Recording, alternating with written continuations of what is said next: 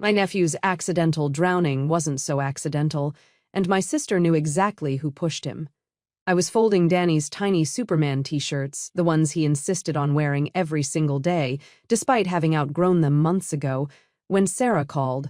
Her voice sounded hollow and strange, like someone had scooped out her insides with a rusty spoon and left only an echo bouncing around in an empty cave. "Danny's in the hospital," she said, each word falling like stones into dark water. "He nearly drowned at the lake." My stomach dropped through the floor, past the basement, straight into the earth's molten core. Danny was only 8 years old, but he'd been swimming since before he could properly walk. That kid was practically part fish, spending entire summers underwater at my pool, holding his breath for 2 minutes straight while I timed him on my phone and worried about brain damage from oxygen deprivation. He had a wall full of blue ribbons from swim meets covering every inch of space above his bed, and could execute butterfly strokes better than most high school varsity swimmers. The idea of him drowning was like saying a bird had suddenly forgotten how to fly. "What happened exactly?" I asked, already dropping the laundry basket and grabbing my keys and purse from the kitchen counter. "He just went under. The lifeguards pulled him out unconscious.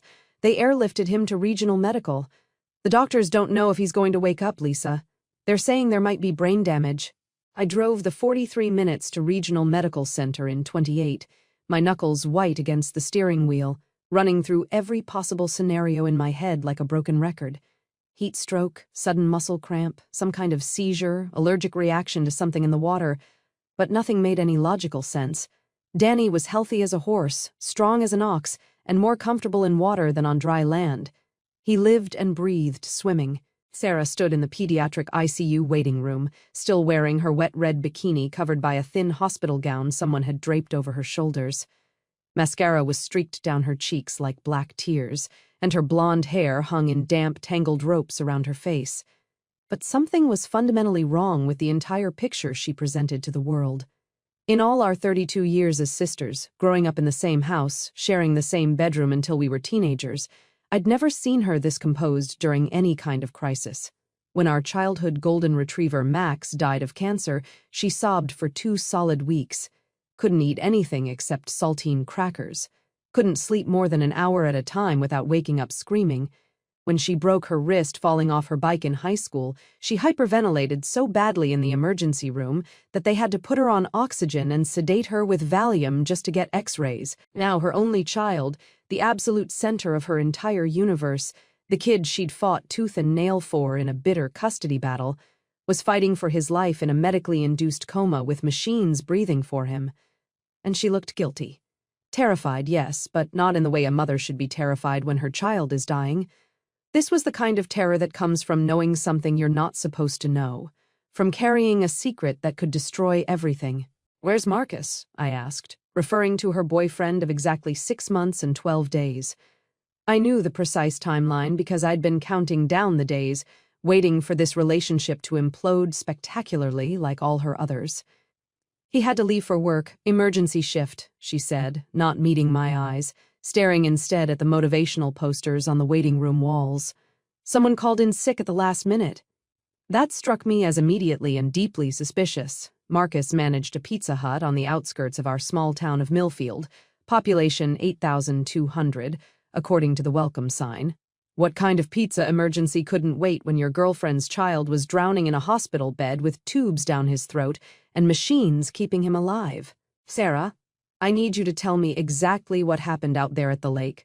Every single detail." She stared at the polished linoleum floor, picking at her cuticles until they bled, a nervous habit she'd developed after our parents' messy divorce when we were 12 and 10 years old, respectively. "I already told you everything. He went under the water and didn't come back up.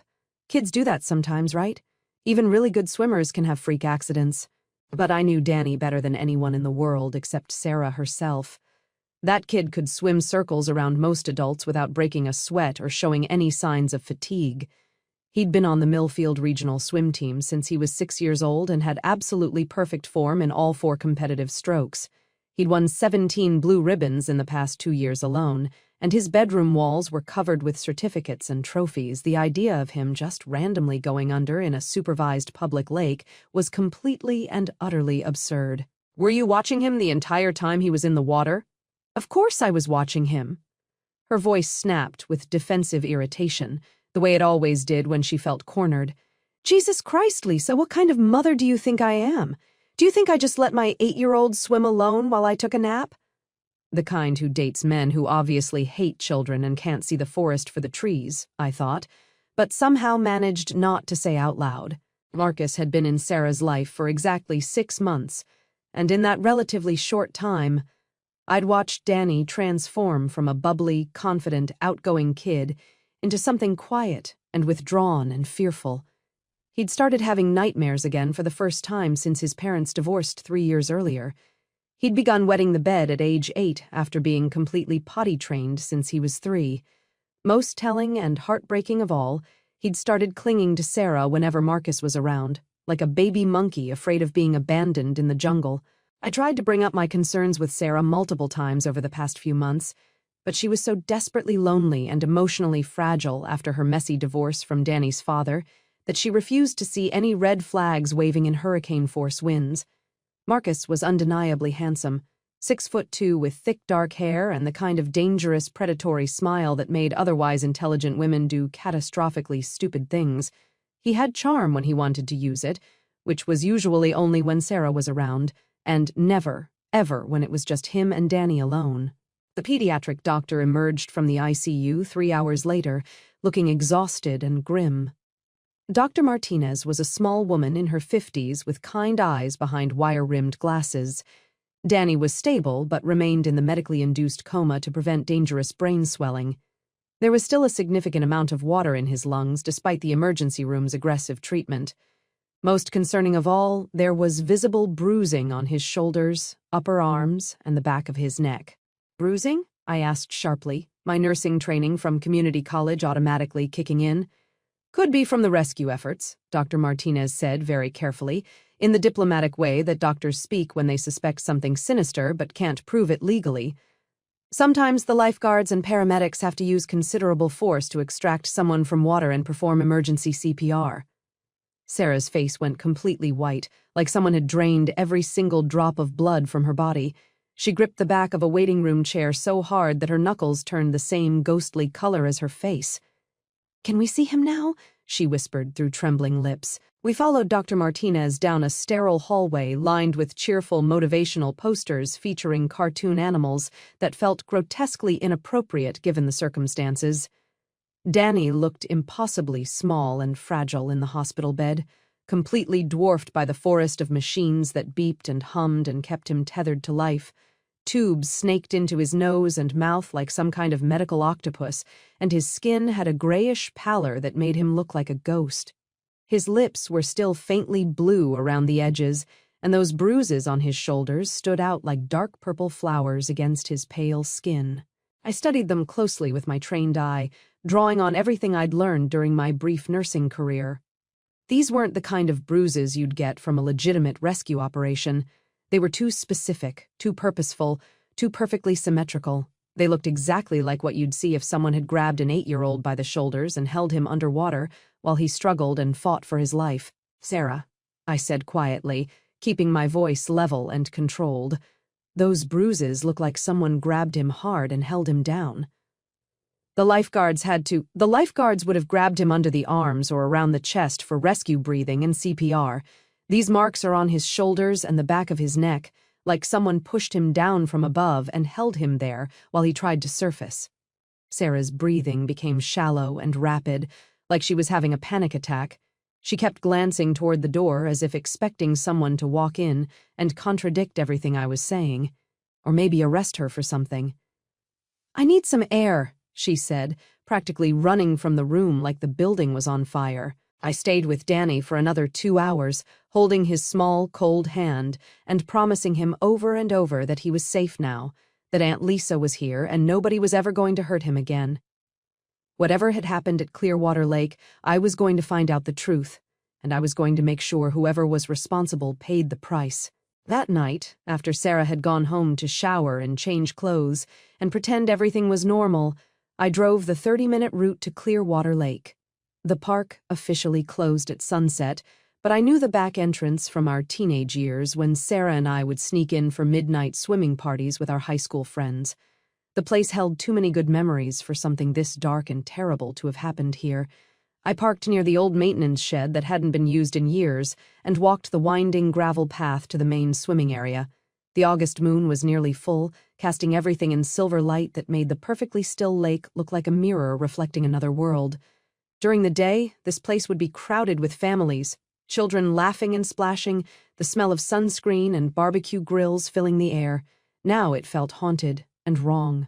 That's when I spotted them, scattered near the picnic table closest to the water. Marcus's cigarette butts lying in the sand like evidence at a crime scene. Marlboro Reds, the same brand I'd seen him smoking in Sarah's driveway countless times over the past 6 months. But these were fresh, probably from yesterday, and several of them had bright red lipstick stains that definitely weren't Sarah's shade. She always wore soft pinks and corals that complemented her fair complexion. These were deep crimson, almost burgundy, like dried blood under moonlight. I crouched down and examined them more carefully. At least 6 cigarettes, all smoked down to the filter. That represented at least an hour of chain smoking, maybe more. Someone had been here for a significant amount of time, waiting or watching or planning something terrible. I checked the timeline in my head. Marcus had claimed he left the lake before Danny's accident because of a work emergency that required his immediate attention. But if that were true, why were there fresh cigarettes here from yesterday? And whose lipstick was on them? Sarah had been wearing nothing but chapstick when I arrived at the hospital. I took detailed photos with my phone from multiple angles, then continued searching the immediate area near the water's edge. Partially buried in the coarse sand, I found something that made my blood turn to ice water. Danny's swimming goggles, the special prescription ones with the cartoon shark design that he never ever went swimming without. He was too nearsighted to see clearly underwater without them, and Sarah had paid over $200 to have his exact prescription put into the special lenses. Why would Danny voluntarily take off his goggles? He was practically blind without them underwater, unable to navigate or orient himself properly. Those goggles were like a security blanket. They never left his face when he was swimming, not even in our backyard pool where he knew every inch by heart. Unless someone had deliberately pulled them off, someone who wanted to disorient him, make him panic and confused, make him easier to control and overpower. I carefully bagged both the goggles and several of the cigarette butts using tissues from my purse, then drove home with a sick, heavy feeling settling in my stomach like lead poisoning. I needed to know much more about Marcus's actual whereabouts yesterday, so I decided to do some investigating that probably wasn't entirely legal but was definitely necessary for Danny's safety. The next morning, I called Pizza Hut, where Marcus supposedly worked his management position. "Hi, this is Marcus Kellerman's girlfriend," I lied smoothly, using the fake sweet voice I'd perfected during my years working customer service jobs. "He left his wallet at my place yesterday and I wanted to drop it off at work. What time does his shift start today?" Marcus didn't work yesterday, the manager told me, sounding genuinely confused by my question. "He called Tuesday morning saying he had food poisoning and couldn't leave the bathroom. Haven't seen him since then, and he's not on the schedule today either." My heart started pounding against my ribs like a trapped bird trying to escape. "Are you absolutely certain? He told me he had an emergency shift yesterday afternoon that he couldn't miss." "Nope, definitely not. Poor guy was supposed to work a double shift on Tuesday but called in sick around 9 o'clock in the morning, said he was throwing up every 20 minutes and couldn't function." I thanked him politely and hung up, my hands shaking as I immediately called Sarah. "We need to talk right now," I said. "Meet me at Rosie's Diner in 20 minutes. She agreed to meet me at the coffee shop downtown where we'd spent countless hours during high school, gossiping about boys and planning our futures that seemed so bright and full of possibility. Now, we were about to discuss whether her boyfriend had attempted to murder her son in cold blood. Sarah looked like she'd aged 10 years overnight. Dark circles hung under her eyes like bruises. Her unwashed hair was pulled back in a messy ponytail secured with what looked like a rubber band, and she was wearing the same wrinkled clothes from yesterday. She wrapped her hands around her coffee cup like it was the only thing anchoring her to reality. "I know Marcus wasn't at work yesterday," I said without any preamble, watching her face carefully for tells. She stared out the window at the morning traffic for a long moment, watching cars full of normal people living normal lives. When she finally spoke, her voice was barely above a whisper. "How do you know that?" "I called Pizza Hut and spoke to his manager. Marcus called in sick Tuesday morning with supposed food poisoning. So where was he really, Sarah?" "He told me he was going job hunting around town. His manager's been threatening to fire him for months because he keeps calling in sick or showing up late or leaving early. But he was at the lake when Danny almost died. I don't know where he was." She was lying through her teeth, and we both knew it. "Yes, you do." I leaned forward across the sticky Formica table. "I found his cigarette butts scattered all around the picnic area, Sarah. Fresh ones from yesterday with bright red lipstick that definitely isn't yours." Sarah's carefully maintained composure finally cracked like an eggshell hitting concrete. Tears started flowing down her cheeks, and her shoulders began shaking with barely suppressed sobs. "I didn't know," she cried, her voice breaking. "I swear to God, Lisa, I didn't know he was there watching us." "But you suspected something was wrong." She nodded miserably, wiping her nose on a paper napkin that immediately disintegrated. "Danny's been absolutely terrified of him lately, and yesterday morning they got into this horrible, vicious fight." "What kind of fight? About what?" "Danny accidentally knocked over one of Marcus's beer bottles while he was eating breakfast. It rolled off the kitchen table and shattered on the tile floor. Marcus went absolutely ballistic, screaming about disrespectful little brats who don't understand that actions have serious consequences." My hands clenched into fists under the table. "What exactly did he say to an 8-year-old? "He said Danny was too comfortable, too spoiled, that he'd never learned what real fear felt like. He said maybe it was time for Danny to understand that actions have serious, permanent consequences that can't be undone." The pieces were clicking into place in my mind like a horrifying jigsaw puzzle, and I felt physically sick to my stomach. "Sarah, did Marcus suggest going to the lake yesterday?" Her face told me everything I needed to know before she even opened her mouth to speak. "He said Danny had been acting bratty and disrespectful all week and needed to burn off some energy before he got completely out of control. He thought maybe if we took him swimming, got him really tired, he'd behave better for the rest of the day and stop being such a problem child. And then he mysteriously had to leave for a work emergency. He got a phone call right after we arrived at the lake. Said it was his manager, that someone had called in sick with the flu and he needed to cover an emergency shift immediately or he'd lose his job. But I knew the truth now. Marcus had orchestrated this entire thing like a chess master. He'd suggested the lake trip specifically, then pretended to leave for work so he could circle back and find Danny alone and vulnerable in the water. The lipstick on the cigarettes meant he hadn't been alone either. He'd brought someone with him to watch or help, or just witness what he was planning to do to a helpless child. "Sarah, I think Marcus deliberately tried to murder Danny."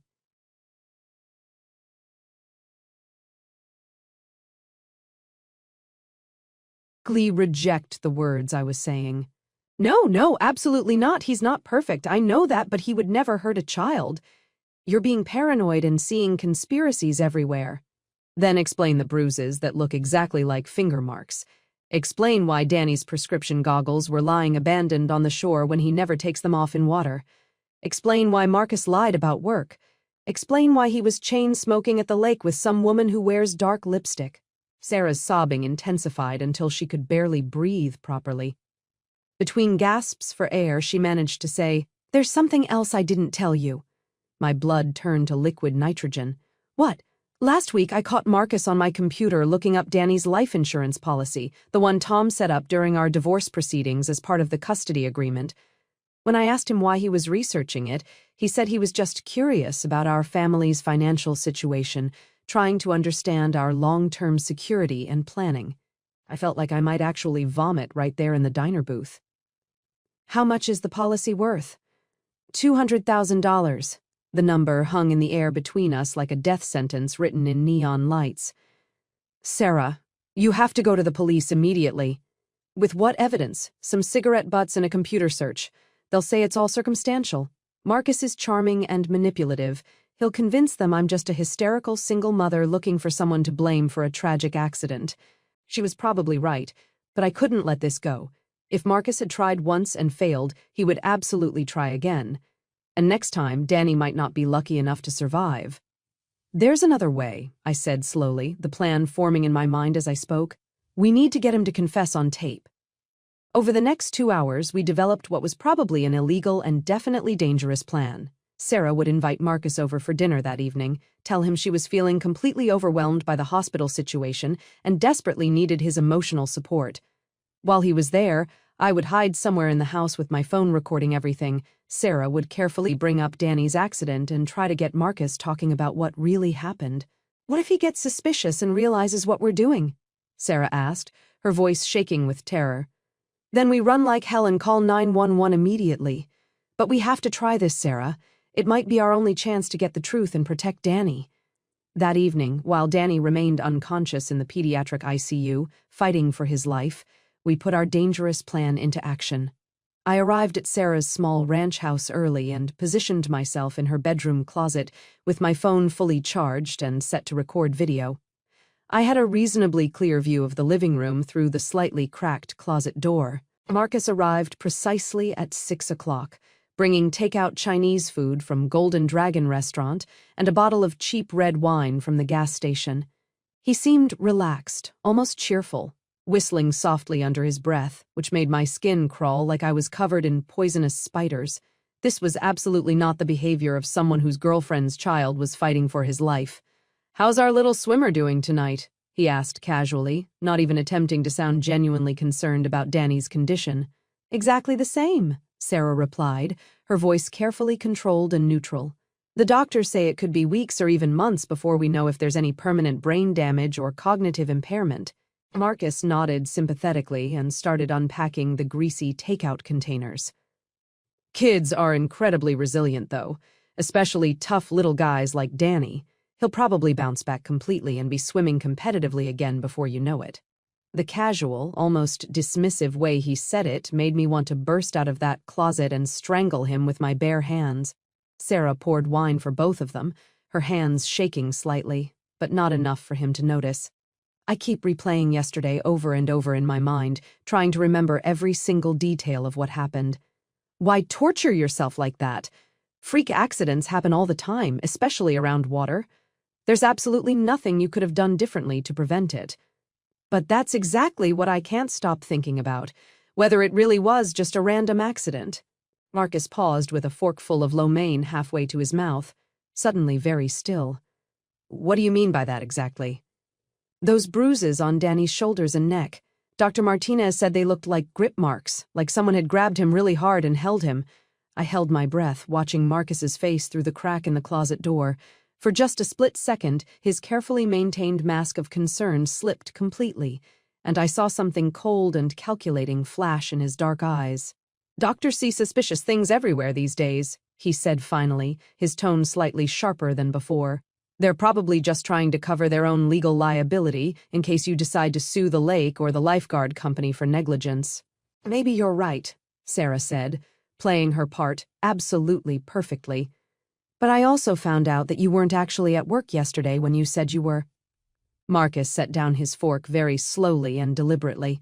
The temperature in the room seemed to drop 10 degrees, and I could feel the dangerous shift in his energy, even from my hiding place.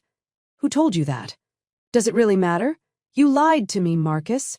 My son nearly died yesterday, and you lied about where you were during the most terrifying moment of my entire life." "I was looking for work, driving around to different restaurants and businesses submitting applications. I didn't want to worry you about how desperate our financial situation really is." "For 6 hours, all afternoon, and somehow you ended up at Clearwater Lake." Marcus stood up abruptly, his 6'2" frame suddenly seeming to tower over Sarah in a way that felt unmistakably threatening. I tensed every muscle in my body, ready to burst out of the closet if he made any kind of aggressive move toward her.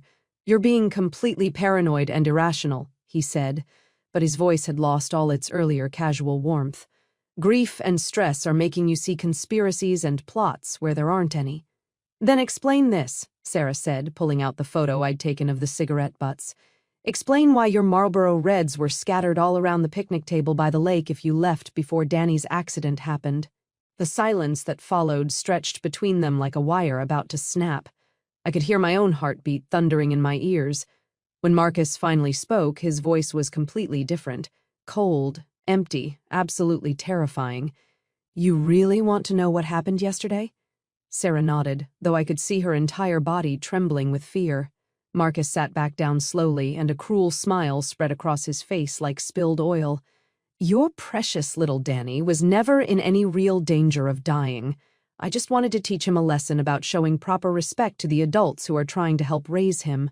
My heart was hammering so hard against my ribs that I was afraid he might hear it. I made absolutely sure my phone was capturing every single word of his confession. I waited until you went to the bathroom. Then I quietly swam out to where he was playing with those ridiculous goggles. Kid was so absorbed in his stupid underwater games that he didn't even notice me approaching from behind.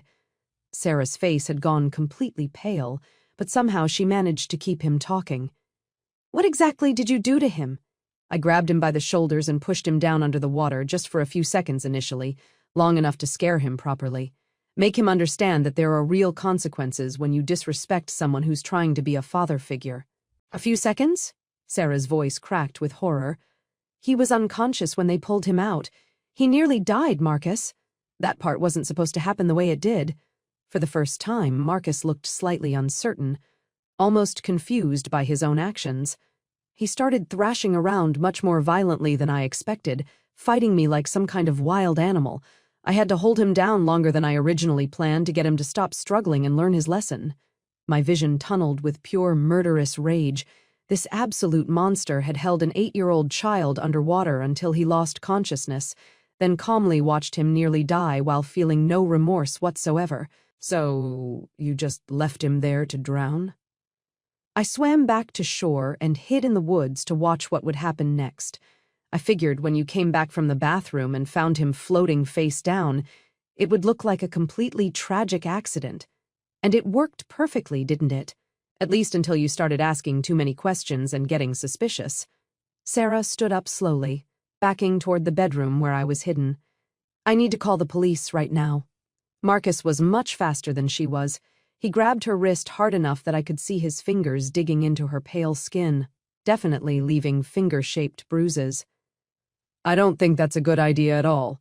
See, if you call the police, I'll tell them all about how you've been physically abusing Danny for months. All those mysterious bruises and marks I've noticed on him. I'll say you put every single one of them there. And who do you think they'll believe? A concerned stepfather figure trying to protect an innocent child, or a struggling single mother with a documented history of depression and severe anxiety? That's when I burst out of the closet like an avenging angel, phone still recording, pure fury coursing through my veins like molten lava.